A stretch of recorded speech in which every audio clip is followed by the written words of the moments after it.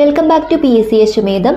അപ്പോൾ ഇന്നത്തെ വീഡിയോയിൽ നമ്മൾ നോക്കാൻ പോകുന്നത് 2025 ചോദിച്ച പ്രീവിയസ് ക്വസ്റ്റ്യൻസിൻ്റെ മൂന്നാമത്തെ സെറ്റാണ്. അപ്പോൾ ഇന്ന് നോക്കാൻ പോകുന്നത് ക്വസ്റ്റ്യൻ പേപ്പർ കോഡ് 149/2025 ആണ്. ആദ്യത്തെ ക്വസ്റ്റ്യൻ, ഫ്രഞ്ച് വിപ്ലവത്തെ സംബന്ധിച്ച് തന്നിട്ടുള്ള പ്രസ്താവനകളിൽ ശരിയായത് ഏതൊക്കെയാണ്? ഫ്രഞ്ച് വിപ്ലവത്തെ സംബന്ധിച്ച് തന്നിട്ടുള്ള പ്രസ്താവനകളിൽ ശരിയായത് ഏതൊക്കെയാണ്?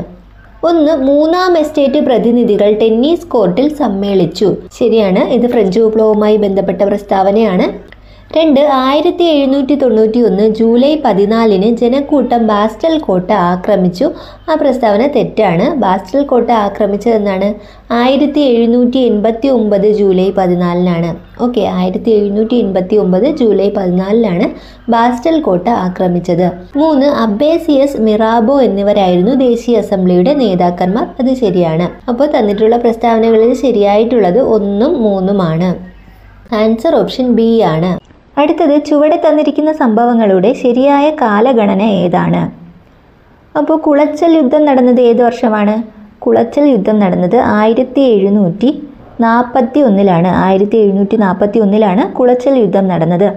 ആറ്റിങ്ങൽ കലാപം ഏത് വർഷമാണ്? ആറ്റിങ്ങൽ കലാപം നടന്നത് 1721 1721 ആറ്റിങ്ങൽ കലാപം നടന്നത്. തൃപ്പടിദാനം നടന്നത് ഏത് വർഷമാണ്? തൃപ്പടിദാനം 1750 1750 തൃപ്പടിദാനം നടന്നത്. അപ്പോൾ ആദ്യം നടന്നത് ഏതാണ്? 1721 നടന്ന ആറ്റിങ്ങൽ കലാപമാണ് ഫസ്റ്റ് നടന്നത്. അതിനുശേഷം കുളച്ചൽ യുദ്ധം, അതിനുശേഷം തൃപ്പടിദാനം. അപ്പോൾ 2, 1, 3 ആണ് കറക്റ്റായിട്ടുള്ള ഓർഡർ. ആൻസർ വരുന്നത് ഓപ്ഷൻ സി ആണ്. ചുവടെ തന്നിരിക്കുന്നതിൽ ശരിയായ ജോഡികൾ കണ്ടെത്തുക.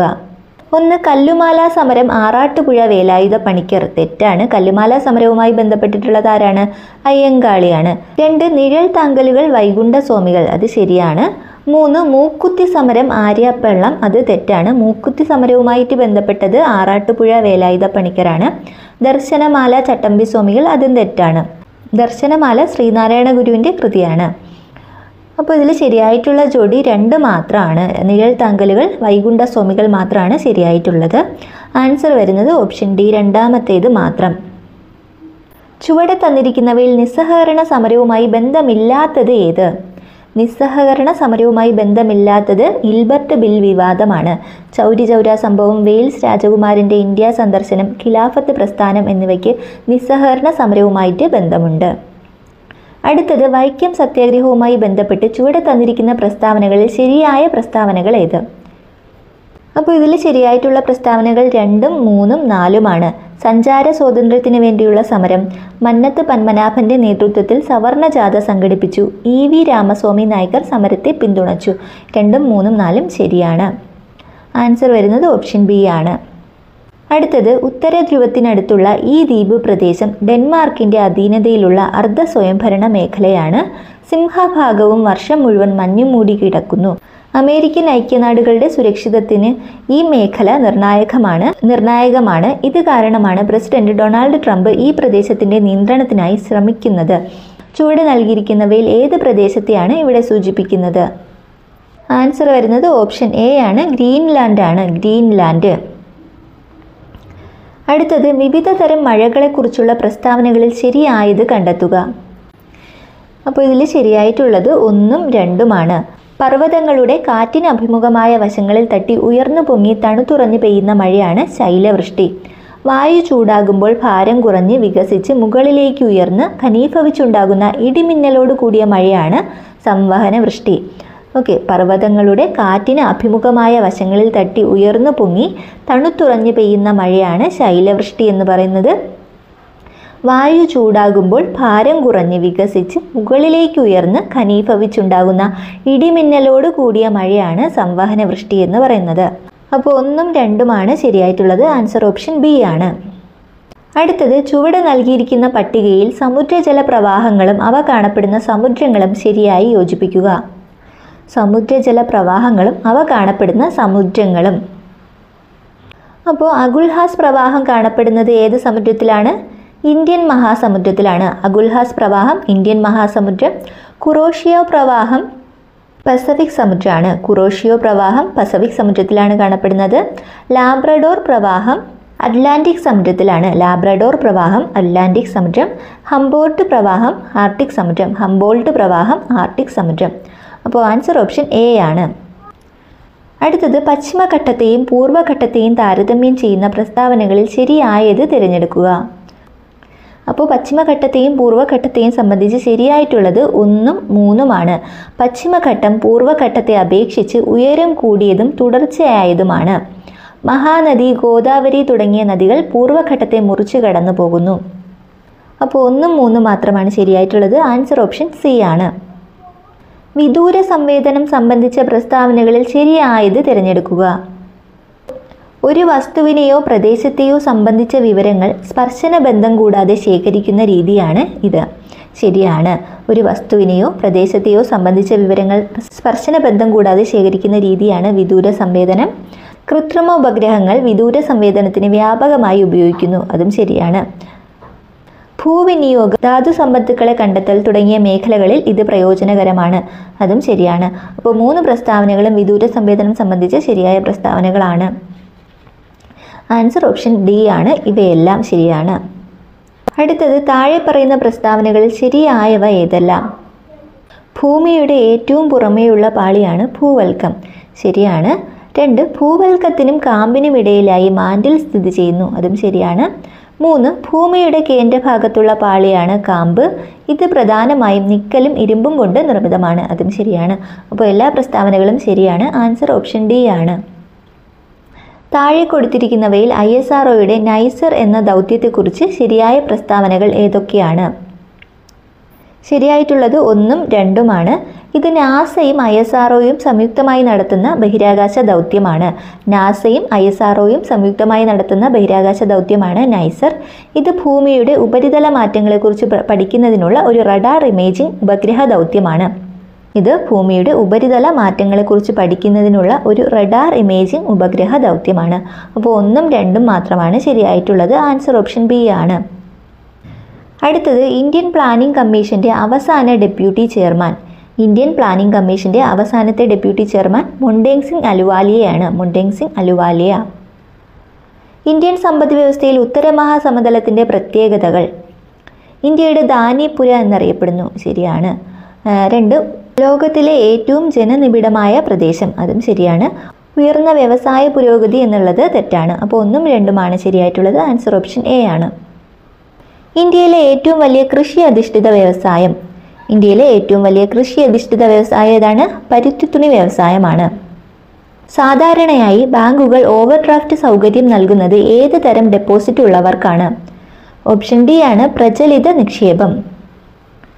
ഇന്ത്യൻ സമ്പദ് വ്യവസ്ഥയിൽ തൃതീയ മേഖലയുടെ പ്രാധാന്യം വർദ്ധിക്കുന്നതിൻ്റെ കാരണങ്ങൾ. അപ്പോൾ തൃതീയ മേഖലയുടെ പ്രാധാന്യം വർദ്ധിക്കുന്നതിൻ്റെ കാരണങ്ങൾ എന്തൊക്കെയാണ്? പ്രൈമറി, സെക്കൻഡറി മേഖലകളുടെ വികസനം കൂടുന്നതിനനുസരിച്ച് സേവനങ്ങൾക്കുള്ള ഡിമാൻഡ് വർദ്ധിച്ചു. വരുമാന നിലവാരം കൂടുന്നതിനനുസരിച്ച് ആളുകൾ സേവനങ്ങൾ കൂടുതൽ ഡിമാൻഡ് ചെയ്യുന്നു. ICT പോലുള്ള സേവനങ്ങളുടെ പ്രാധാന്യം വർദ്ധിച്ചു. ഇന്ത്യയിൽ കാർഷിക വികസനത്തിന് സാധ്യതകളില്ല എന്നുള്ളത് ഇന്ത്യൻ സമ്പദ് വ്യവസ്ഥയിൽ തൃതീയ മേഖലയുടെ പ്രാധാന്യം വർദ്ധിക്കുന്നതിനുള്ള ഒരു കാരണമല്ല. അപ്പോൾ 4ാമത്തെ പ്രസ്താവന തെറ്റാണ്. 1ഉം 2ഉം 3ഉം ശരിയാണ്. ആൻസർ ഓപ്ഷൻ ബി ആണ്. അടുത്തത് 2022 സാമ്പത്തിക ശാസ്ത്ര നോബൽ പ്രൈസ് ജേതാക്കൾ. 2022 സാമ്പത്തിക ശാസ്ത്ര നോബൽ പ്രൈസ് ജേതാക്കൾ. ആൻസർ ഓപ്ഷൻ എ ആണ്. Ben S Bernanke, Douglas Diamond, Philip Dybvig. Make in India സംരംഭവുമായി ബന്ധപ്പെട്ട ശരിയായ പ്രസ്താവനകൾ. മേക്ക് ഇൻ ഇന്ത്യയുമായി ബന്ധപ്പെട്ട ശരിയായ പ്രസ്താവനകൾ 1ഉം 3ഉമാണ്. 2014 ഭാരത സർക്കാർ തുടങ്ങിയ ഒരു സംരംഭമാണ് മേക്ക് ഇൻ ഇന്ത്യ. ദേശീയ സ്ഥാപനങ്ങളുടെ ഉൽപ്പാദനം പ്രോത്സാഹിപ്പിക്കുക എന്നതാണ് ഉദ്ദേശം. അപ്പോൾ 1ഉം 3ഉം ശരിയാണ്. ഓപ്ഷൻ ബി ആണ് ആൻസർ. 2025 ഇന്ത്യൻ പാർലമെന്റ് പാസാക്കിയ വഖഫ് ഭേദഗതി ബിൽ പരിഗണിച്ച ജോയിന്റ് പാർലമെന്ററി കമ്മിറ്റിയുടെ ചെയർമാൻ ആര്? വഖഫ് ഭേദഗതി ബിൽ പരിഗണിച്ച ജോയിന്റ് പാർലമെന്ററി കമ്മിറ്റിയുടെ ചെയർമാൻ ആര്? ജഗദാംബിക പാലാണ്. ജഗദാംബിക പാൽ. ലോകസഭയിലും സംസ്ഥാന നിയമസഭകളിലും വനിതകൾക്ക് 33% സംവരണം നടപ്പിലാക്കാൻ നിർദ്ദേശിക്കുന്ന ഭരണഘടനാ ഭേദഗതി ഏത്? 106 ഭരണഘടനാ ഭേദഗതിയാണ്. 106 ഭരണഘടനാ ഭേദഗതി. ഇന്ത്യൻ ഭരണഘടന പ്രകാരം പൗരത്വം ആർജിക്കാനുള്ള മാർഗങ്ങൾ താഴെ പറയുന്നു. ഇവയിൽ ശരിയായ പ്രസ്താവന ഏത്? അപ്പോൾ ജന്മസിദ്ധമായ പൗരത്വം, പിന്തുടർ വഴിയുള്ള പൗരത്വം, രജിസ്ട്രേഷൻ വഴിയുള്ള പൗരത്വം, പ്രദേശ സംയോജനം മൂലം ലഭിക്കുന്ന പൗരത്വം എന്നിവയെല്ലാം ഇന്ത്യൻ ഭരണഘടന പ്രകാരം പൗരത്വം ആർജിക്കാനുള്ള മാർഗങ്ങളാണ്. അപ്പോൾ എല്ലാം ശരിയാണ്. ആൻസർ ഓപ്ഷൻ ഡി ആണ്. അടുത്തത് നിർദ്ദേശക തത്വങ്ങളുമായി ബന്ധപ്പെട്ട് താഴെ പറയുന്ന പ്രസ്താവനകളിൽ തെറ്റായത് എഴുതുക. അപ്പോൾ ഓപ്ഷൻ എയിൽ പറയുന്നത് നിർദ്ദേശക തത്വങ്ങൾ ന്യായവാദാർഹങ്ങളാണ്, അവ ലംഘിക്കപ്പെട്ടാൽ പൗരന് കോടതിയെ സമീപിക്കാവുന്നതാണ്. ഈ പ്രസ്താവന തെറ്റാണ്. നിർദ്ദേശക തത്വങ്ങൾ ന്യായവാദത്തിന് അർഹമല്ല. അപ്പോൾ നിർദ്ദേശക തത്വങ്ങൾ ലംഘിക്കപ്പെട്ടാൽ പൗരന് കോടതിയെ സമീപിക്കാൻ കഴിയില്ല. അപ്പോൾ തെറ്റായിട്ടുള്ള പ്രസ്താവന ഓപ്ഷൻ എ ആണ്. അപ്പോൾ ആൻസർ ഓപ്ഷൻ എ ആണ്. അപ്പോൾ നിർദ്ദേശക തത്വങ്ങൾ സമൂഹത്തിന്റെ താല്പര്യങ്ങളും ക്ഷേമവും ഉറപ്പുവരുത്തുന്നതിന് വേണ്ടി നിലകൊള്ളുന്നു. ശരിയാണ്. നിർദ്ദേശക തത്വങ്ങൾ ചില കാര്യങ്ങൾ ചെയ്യാൻ ഗവൺമെന്റിനോട് ആവശ്യപ്പെടുന്നു. നിർദ്ദേശക തത്വങ്ങൾ സാമ്പത്തിക സാമൂഹിക നീതിക്ക് ഊന്നൽ നൽകുന്നു. ഇവയെല്ലാം ശരിയാണ്. താഴെ കൊടുത്തിരിക്കുന്ന പട്ടിക പരിശോധിച്ച് ശരിയായത് കണ്ടെത്തുക. അപ്പോൾ യൂണിയൻ ലിസ്റ്റിലും സംസ്ഥാന ലിസ്റ്റിലും കൺകറന്റ് ലിസ്റ്റിലുമുള്ള വിഷയങ്ങൾ തന്നിട്ടുണ്ട്. അപ്പോൾ ഇതിൽ ശരിയായിട്ടുള്ളത് എഴുതാനാണ് ക്വസ്റ്റ്യൻ. യൂണിയൻ ലിസ്റ്റ് പ്രതിരോധം, ആണവോർജം, തുറമുഖങ്ങൾ, ആദായ നികുതി ഇവയെല്ലാം യൂണിയൻ ലിസ്റ്റിൽ വരുന്നവയാണ്. സംസ്ഥാന ലിസ്റ്റ് മൃഗസംരക്ഷണം, പൊതുജനാരോഗ്യം, പ്രാദേശിക ഗവൺമെൻറ്റുകൾ, ജയിൽ ഇവയെല്ലാം സംസ്ഥാന ലിസ്റ്റിൽ വരുന്നതാണ്. കൺകറന്റ് ലിസ്റ്റ് വിദ്യാഭ്യാസം, വനങ്ങൾ, വിവാഹവും വിവാഹമോചനവും, മായം ചേർക്കൽ ഇവയെല്ലാം കൺകറന്റ് ലിസ്റ്റിൽ വരുന്നതാണ്. അപ്പോൾ ഇവയെല്ലാം ശരിയാണ്. ആൻസർ വരുന്നത് ഓപ്ഷൻ ഡി ആണ്. ഇവയെല്ലാം ശരി. ഇന്ത്യൻ ഭരണഘടനയുടെ ഹൃദയവും ആത്മാവും എന്ന് വിശേഷിപ്പിച്ച മൗലിക അവകാശം ഏത്? ഇന്ത്യൻ ഭരണഘടനയുടെ ഹൃദയവും ആത്മാവും എന്നറിയപ്പെടുന്നത് ഭരണഘടനാപരമായ പരിഹാരത്തിനുള്ള അവകാശമാണ്. ഓപ്ഷൻ സി ആണ് ആൻസർ. അടുത്തത് ഭരണഘടനാ നിർമ്മാണ സമിതിയുമായി ബന്ധപ്പെട്ട താഴെ പറയുന്ന പ്രസ്താവനകളിൽ ശരിയായത് കണ്ടെത്തുക. ഒന്ന്, ഭരണഘടനാ നിർമ്മാണ സമിതിയുടെ അധ്യക്ഷൻ ഡോക്ടർ ബി.ആർ. അംബേദ്കർ ആയിരുന്നു. തെറ്റാണ്. ഭരണഘടനാ നിർമ്മാണ സമിതിയുടെ അധ്യക്ഷൻ ആരായിരുന്നു? ഡോക്ടർ രാജേന്ദ്ര പ്രസാദ് ആയിരുന്നു. 2, ക്യാബിനറ്റ് മിഷൻ പദ്ധതി അനുസരിച്ചാണ് ഭരണഘടനാ നിർമ്മാണ സമിതി രൂപം കൊണ്ടത്. അത് ശരിയാണ്. 3, ഭരണഘടനാ നിർമ്മാണ സമിതിയുടെ ആദ്യ സമ്മേളനം നടന്നത് 1946 കൽക്കട്ടയിൽ വെച്ചാണ്. അത് തെറ്റാണ്. 4ാമത്തെ പ്രസ്താവന 1949 നവംബർ 26 ഭരണഘടനാ നിർമ്മാണ സമിതിയിൽ ഭരണഘടന അംഗീകരിച്ചത്. അത് ശരിയാണ്. അപ്പോൾ 2ഉം 4ഉമാണ് ശരിയായിട്ടുള്ളത്. ആൻസർ വരുന്നത് ഓപ്ഷൻ സി ആണ്. അടുത്തത് ട്രാൻസ്ജെൻഡർ വ്യക്തികളെ മുഖ്യധാരയിൽ എത്തിക്കാൻ ഉദ്ദേശിച്ചുകൊണ്ട് കേരള സർക്കാർ ആവിഷ്കരിച്ച പദ്ധതി ഏത്? ട്രാൻസ്ജെൻഡർ വ്യക്തികളെ മുഖ്യധാരയിൽ എത്തിക്കാനുള്ള പദ്ധതി ഏതാണ്? അനന്യം പദ്ധതിയാണ്. അനന്യം പദ്ധതി. കേരളത്തിൽ GSDPയിലേക്ക് ഏറ്റവും കൂടുതൽ സംഭാവന നൽകുന്ന മേഖല ഏത്? ഓപ്ഷൻ സി ആണ്. തൃതീയ മേഖലയാണ്. തണ്ണീർത്തടങ്ങളുമായി ബന്ധപ്പെട്ട് താഴെ പറയുന്ന പ്രസ്താവനകളിൽ ശരി ഏത്? ഇപ്പോൾ തണ്ണീർത്തടങ്ങളുമായി ബന്ധപ്പെട്ട ശരിയായിട്ടുള്ള പ്രസ്താവനകൾ 2ഉം 3ഉം 4ഉമാണ്. ഉപരിതല ജലം സംരക്ഷിക്കപ്പെടുന്ന സ്വാഭാവിക ഇടങ്ങളാണ് തണ്ണീർത്തടങ്ങൾ. വയലുകൾ, കുളങ്ങൾ, ചതുപ്പ് നിലങ്ങൾ തുടങ്ങിയ എല്ലാ താഴ്ന്ന പ്രദേശങ്ങളും തണ്ണീർത്തടങ്ങളിൽ ഉൾപ്പെടുന്നു. പ്രകൃതിയിലെ സ്വാഭാവിക ജലസംഭരണികളാണ് തണ്ണീർത്തടങ്ങൾ. അപ്പോൾ 2ഉം 3ഉം 4ഉമാണ് ശരിയായിട്ടുള്ളത്. അടുത്തത് കേരള ദുരന്ത നിവാരണ അതോറിറ്റിയിലെ അംഗങ്ങൾ ആരെല്ലാം? ഓപ്ഷൻ എ ആണ്. മുഖ്യമന്ത്രി, റവന്യൂ മന്ത്രി, കൃഷി മന്ത്രി, ചീഫ് സെക്രട്ടറി എന്നിവരാണ് കേരള ദുരന്ത നിവാരണ അതോറിറ്റിയിലെ അംഗങ്ങൾ. കേരള നിയമസഭ പാസാക്കിയ കേരള കാർഷിക ബന്ധ ബില്ലിൽ ഉൾപ്പെടാത്തത് ഏത്? കേരള കാർഷിക ബന്ധ ബില്ലിൽ ഉൾപ്പെടാത്തത് ഓപ്ഷൻ ഡി ആണ്. മിച്ചഭൂമിയുടെ ഉടമസ്ഥാവകാശം ജന്മിമാർക്ക് നൽകുക. കേരളത്തിലെ 7ാം ധനകാര്യ കമ്മീഷൻ ചെയർമാൻ ആര്? ഓപ്ഷൻ സി ആണ്. KN ഹരിലാൽ. കേരളത്തിലെ ഇപ്പോഴത്തെ DGP ആര്? ഓപ്ഷൻ എ ആണ്. റവാഡ A. ചന്ദ്രശേഖർ. ഏത് സാങ്കേതിക വിദ്യയ്ക്കാണ് 2020 കാർപെൻറ്റിയർ, ജെന്നിഫർ എഡൌഡ്ന എന്നിവർക്ക് രസതന്ത്ര നോബൽ പുരസ്കാരം ലഭിച്ചത്? 2020 നോബൽ പുരസ്കാരമാണ്. 2020 കാർപെൻറ്റിയർ, ജെന്നിഫർ എഡൌഡ്ന എന്നീ ശാസ്ത്രജ്ഞർക്ക് രസതന്ത്ര നോബൽ പുരസ്കാരം ലഭിച്ചത് ഏത് സാങ്കേതിക വിദ്യയ്ക്കാണ്? ഓപ്ഷൻ എ ആണ്. CRISPR-Cas9. CRISPR-Cas9 എന്ന ജീൻ എഡിറ്റിംഗ് സാങ്കേതിക വിദ്യയ്ക്കാണ് 2020 രസതന്ത്ര നോബൽ പുരസ്കാരം ലഭിച്ചത്. ആൻറ്റിബയോട്ടിക്കുകൾക്കെതിരെ പ്രതിരോധ ശേഷിയുള്ള മൾട്ടി ഡ്രഗ് റെസിസ്റ്റന്റ് ബാക്ടീരിയകൾ അറിയപ്പെടുന്നത് ഏത് നാമത്തിലാണ്? ഓപ്ഷൻ സി ആണ്. സൂപ്പർ ബഗുകൾ. കണ്ണുകളെ അണുബാധകളിൽ നിന്ന് സംരക്ഷിക്കുന്ന എൻസൈമിൻ്റെ പേര്? ഓപ്ഷൻ ബി ആണ് ലൈസോസൈം. നോസിസെപ്ഷൻ എന്ന പ്രവർത്തനം ഏത് സംവേദനവുമായി ബന്ധപ്പെട്ടതാണ്? ഓപ്ഷൻ എ ആണ് വേദന. താഴെ തന്നിരിക്കുന്നവയിൽ DNA-യിൽ ഇല്ലാത്ത നൈട്രജൻ ബേസ് ഏത്?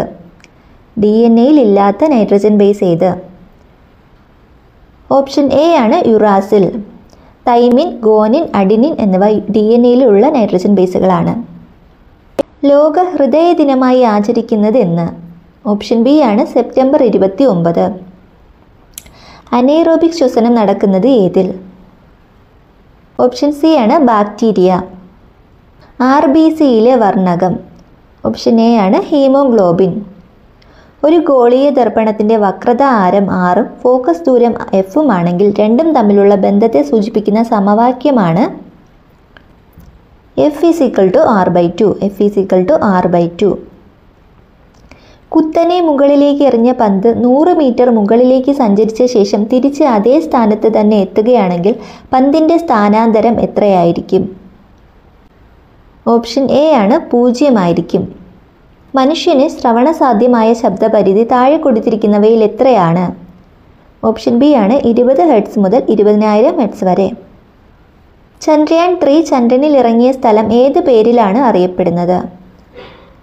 ഓപ്ഷൻ ബി ആണ് ശിവശക്തി. അടുത്തത് അപ്പാർ ഐഡിയുമായി ബന്ധപ്പെട്ട് താഴെ കൊടുത്തിരിക്കുന്നവയിൽ ശരിയായത് ഏത്?